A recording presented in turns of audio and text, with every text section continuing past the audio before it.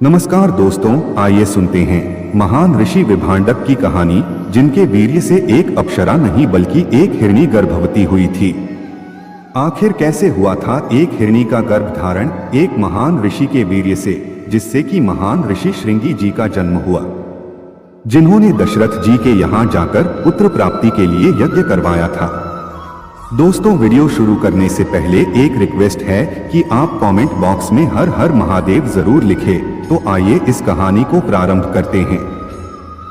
एक बार महर्षि लोमश ने राजा युधिष्ठिर को श्रृंगी ऋषि की कथा बताते हुए कहा कि श्रृंगी ऋषि का जन्म एक हिरणी के गर्भ से हुआ था और उनके पिता कश्यप मुनि के पुत्र महर्षि विभंडक थे। इतनी रोचक सी बात को सुनकर युधिष्ठिर ने लोमश ऋषि से पूछा कि महर्षि श्रृंगी एक मनुष्य योनि का जीव एक पशु योनि के जीव से समागम कैसे कर सकता है? यह तो ना धर्म सम्मत है और ना ही व्यवहार सम्मत, फिर इस संसर्ग से एक बच्चे की प्राप्ति कैसे हो सकती है? और इस प्राकृतिक संसर्ग से जन्मा हुआ बच्चा एक महान ऋषि कैसे हो सकता है? कृपया मुझे इन सब बातों को विस्तार पूर्वक समझाएं। लोमश ऋषि ने युधिष्ठिर जी को सारी कथा विस्तार पूर्वक बताई और उन्होंने कहा कि महर्षि कश्यप के पुत्र महर्षि विभांडक तपस्वियों में अग्रणी थे।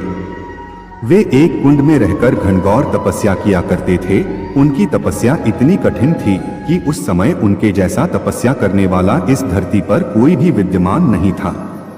अपनी तपस्या के प्रभाव से वे प्रजापति ब्रह्मा के समान देदीप्यमान होते थे। उन्होंने अपने वीर्य को अमोघ रखते हुए इस तपस्या को प्रारंभ किया था और उसे लगातार बनाए रखा था। उनके तेज से देवताओं के मन में जलन उत्पन्न हो गई, जिसे वे सभी देवता उनके तेज को अपने आगे बर्दाश्त नहीं कर पा रहे थे। इसलिए उन्होंने इंद्र से इसके लिए याचना की कि किसी तरह विभांडक मुनि के तप को खंडित किया जाए। इंद्र, जो कि हमेशा ही भयभीत रहा करते थे कि अपनी तपस्या से कोई उनके इंद्र पद को प्राप्त न कर ले, वे देवताओं के बात में आ गए। उन्होंने विभांडक मुनि की तपस्या को भंग करने के लिए अपनी अप्सराओं में सबसे श्रेष्ठ अप्सरा उर्वशी को उनके पास भेजा। उर्वशी अपने पूरे सौंदर्य के साथ विभांडक मुनि की तपोस्थली पर जा पहुंची। वहां पर विभांडक मुनि अग्निकुंड में ध्यान लगाए तपस्या में लीन थे। वहां जाकर उर्वशी ने अपने सौंदर्य का जादू बिखेरना प्रारंभ कर दिया और उसने बड़ी ही सुंदर सी संगीत की ध्वनि उत्पन्न की। साथ ही अगल-बगल के वातावरण पर भी उसने माधुरी का ऐसा मोहक सम्मोहन डाल दिया, जिससे कि ऋषि का मन अपनी तपस्या से बाहर निकल आया। जब उन्होंने अपनी आंखें खोली तो अपने सामने अपूर्व सुंदरी एक अप्सरा को देखा। उर्वशी उस समय अपने हाव भाव से कामदेव को भी लज्जित कर सकती थी। उर्वशी के हाव भाव को देखकर ऋषि के मन में थोड़ी देर के लिए काम भावना का उदय हुआ, जिसके चलते वर्षों से संचित उनका वीर्य कुंड में ही प्रवाहित हो गया। ऋषि का वीर्य प्रवाहित होते ही उनकी वर्षों से चलने वाली साधना खंडित हो गई। ऋषि का वीर्यपात होते ही उर्वशी तो अपने लोक में चले गई, लेकिन उसी समय पर वहां पर एक हिरनी आई जो कि बहुत ही प्यासी थी। उसने कुंड में से पानी पीना प्रारंभ किया और पानी में सना हुआ ऋषि का वीर्य भी उसके पेट में चला गया। ऋषि के वीर्य के तेज से उसके पेट में गर्भ आ गया और कालांतर में उसके गर्भ से एक बच्चा पैदा हुआ, जिसके सर पर एक सिंह था। इसी के चलते उस बच्चे का नाम श्रृंगी रखा गया, जो आगे चलकर वह महान ऋषि हुए, जिसके कारण उनका नाम ऋषि श्रृंगी हो गया। महात्मा युधिष्ठिर इतना सुनने के बाद लोमश ऋषि को टोकते हुए कहते हैं कि महर्षि, एक बात बताइए कि पानी के साथ वीर्य को पीने से एक हिरनी का गर्भ कैसे ठहर सकता है? यह तो अप्राकृतिक है। इसे तो किसी भी तरह से स्वीकार नहीं किया जा सकता है। तब महर्षि लोमश बताते कि वह हिरनी कोई सामान्य हिरनी नहीं थी, बल्कि वह अपने पूर्व जन्म में एक देव कन्या थी। उसे श्राप मिला था कि वह देव कन्या किसी पशु योनि में अवतरित हो जाएगी। ब्रह्मा जी ने उसके श्राप से मुक्ति का उस दिन उपाय बताया था कि जब वह किसी भी ऋषि का वीर्य अपने गर्भ में धारण करेंगी और एक पुत्र को उत्पन्न कर देगी, तो वह श्राप से मुक्त हो जाएगी और वापस देव कन्या बन जाएगी। महर्षि लोमश कहते हैं कि प्रजापति ब्रह्मा की कोई भी बात कभी भी असत्य नहीं हो सकती है और इसलिए उनकी वाणी को सख्त करने के लिए कभी कभी कुछ पारलौकिक चीजें हो जाती हैं। जिन्हें हम सामान्य मनुष्य अपनी मेधा से समझ नहीं सकते हैं, फिर भी कथा को आगे बढ़ाते हुए कहते हैं क्योंकि वह विभंडक ऋषि के पुत्र थे, इसलिए विभंडक ऋषि ने उस बच्चे का लालन पालन अपने ही पास किया, लेकिन एक स्त्री के चलते उनका तप खंडित हुआ था। इसलिए विभांडक मुनि के मन में उनके प्रति द्वेष उत्पन्न हो गया था। वे अपने पुत्र को स्त्री की परछाई से भी दूर रखना चाहते थे, इसीलिए वे एक जंगल में ले जाकर उसकी परवरिश करने लगे, जो कि नगर से बहुत ही दूर था। ऋषि श्रृंगी ने युवावस्था तक अपने पिता के अलावा किसी भी मनुष्य को नहीं देखा था, और इधर विभांडक मुनि क्रोध से भरे हुए थे। उनके विरोध के कारण उस नगर में, जो कि जंगल से सटा हुआ था, अकाल पड़ गया। वह नगर देश कहलाता था और वहां के राजा थे जिनका नाम राजा रोमपाल था। तो राजा रोमपाल के राज्य में अकाल पड़ गया और वह अकाल लंबा चलने लगा, क्योंकि विभांडक ऋषि का क्रोध शांत हो ही नहीं रहा था। राजा रोमपाल बहुत प्रयास करके हार गए, लेकिन उनके राज्य से अकाल जाने का नाम नहीं ले रहा था।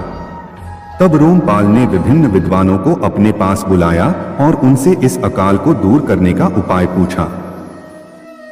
तब शास्त्रों में निपुण विद्वानों ने अपनी गणना से यह निष्कर्ष निकाला कि यदि किसी भी तरह श्रृंगी ऋषि के कदम राजा रोमपद के नगर में पड़ जाएंगे तो यह अकाल समाप्त हो जाएगा। राजा रोमपद अयोध्या के राजा दशरथ के परम मित्र थे।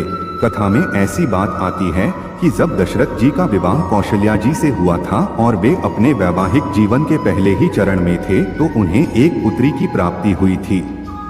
उस समय राजा रोमद का वैवाहिक जीवन अपने अंतिम चरण में चल रहा था, लेकिन उन्हें कोई भी संतान नहीं थी।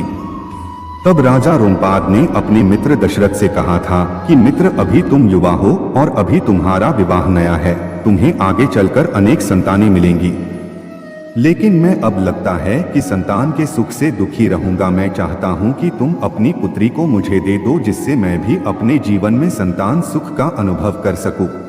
महाराज दशरथ अपने मित्र का मन रखने के लिए अपनी पुत्री को राजा रोमपद को दे देते हैं और उस पुत्री का नाम राजा रोमपद शांता रखते हैं। इधर जब विद्वान लोग उन्हें बताते हैं कि किसी तरह ऋषि श्रृंगी को अपने राज्य में बुला लीजिए, उनके कदम आपके राज्य में पड़ेंगे तो वर्षा होगी, तब राजा रोमपद उन्हें बुलाने का प्रयत्न करना प्रारंभ कर देते हैं। उन्हें पता चलता है कि ऋषि श्रृंगी ने अभी तक किसी भी मनुष्य को नहीं देखा है और न ही उन्होंने आज तक अन्न ग्रहण किया है, क्योंकि वह जंगल में रहते थे और कंदमूल फल खा करके ही अपना जीवन बिताते थे। तब राजा रोमपद ने अपने नगर से कुछ सुंदर स्त्रियों को चुन करके उनके आश्रम में भेजा। वे स्त्रियां उनके आश्रम के नजदीक एक आश्रम बनाकर रहने लगी। वे ऋषि श्रृंगी के यहाँ तब जाती थी जब उनके पिता विभांडक ऋषि अपनी तपस्या के लिए कुंड में चले जाते थे। वहां पर जाकर वे श्रृंगी को तरह तरह की चीजें दिखाती और उन्हें तमाम मीठी बातें बताती।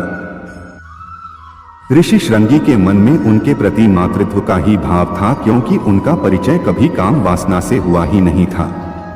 ऋषि श्रृंगी का हृदय अत्यंत निर्मल था।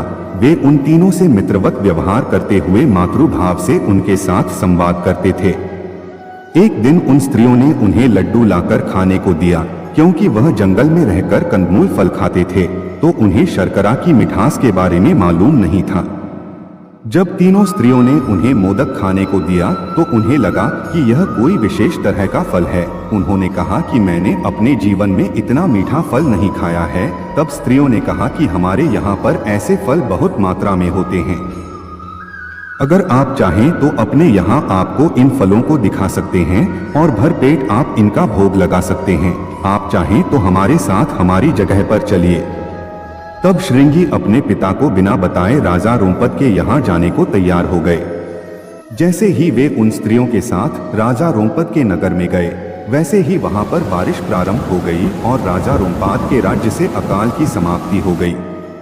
लेकिन राजा रोमपद जानते थे कि यह एक छल है। उन्हें डर था कि कहीं विभांडक ऋषि वापस आकर उन्हें श्राप न दे दे, इसलिए उन्होंने विभांडक ऋषि के उनके महल में आने से पहले ही कुछ न कुछ तो करना ही था। इसलिए उन्होंने भोले भाले ऋषि श्रृंगी से अपनी पुत्री शांता का विवाह कर दिया।